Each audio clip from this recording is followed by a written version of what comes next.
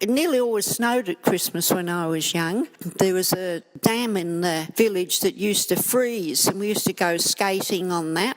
And there was a hill at the side of the dam, and one year Dad made us a sledge out of this. It was an old lounge suite, and of course he cut the back off and put these metal ski things underneath it, and we'd drag it. Oh, it was to be a real effort to drag it up to the top of this hill.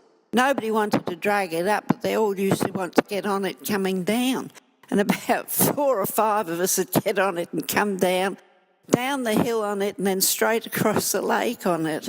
But then it had to be dragged up back again, and so they soon got tired of that. But I think we gave that to some other boys that wanted it afterwards. And then we'd have snowball fights, and, well, we did that whenever it snowed, but we used to have snowmen everywhere. Oh, yeah, well, the things at Ivy, as I said, if anything went wrong in the village, everybody used to blame us. I mean, it wasn't always us.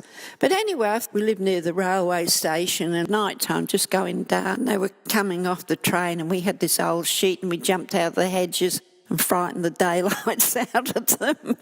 And what else did we used to do? In the summer, when all the bike riders used to come, on a Sunday, they all used to come out for Sunday drives.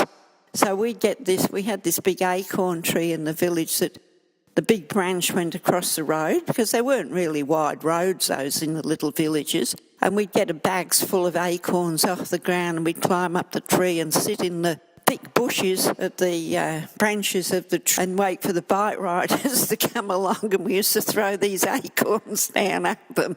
Didn't hurt them, but they used to look up and think, oh, where did that come from? We used to see how many we could hit, who could hit the most. It's a wonder they didn't wake up to it, because there was acorns all over the road. But we did silly things like that. When we went to Sunday school, I know I was very naughty. And then when I got older, we joined the church choir. The minister, he was deaf. And there was there'd be about 10 girls and 10 boys in the choir. The boys in the choir, we were opposite each other. We were behind the minister. So we used to roll these lollies across to each other, across the tiles. But he couldn't hear them. We could hear them, but he couldn't.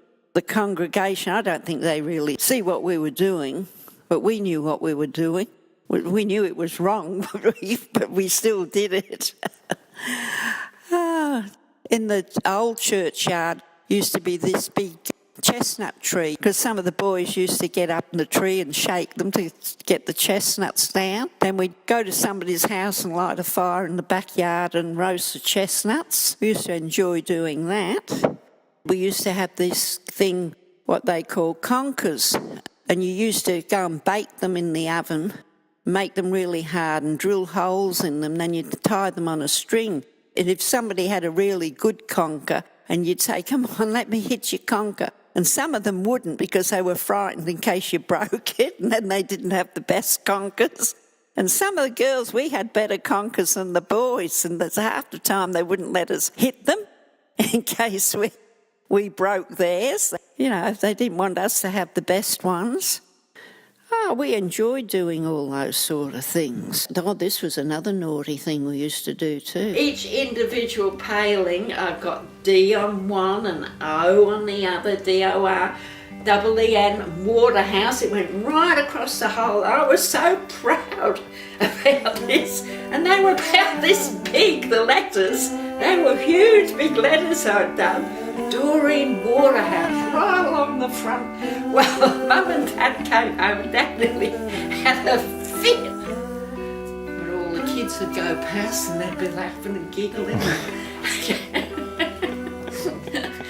Yeah, trying to think of some of the other things I did, but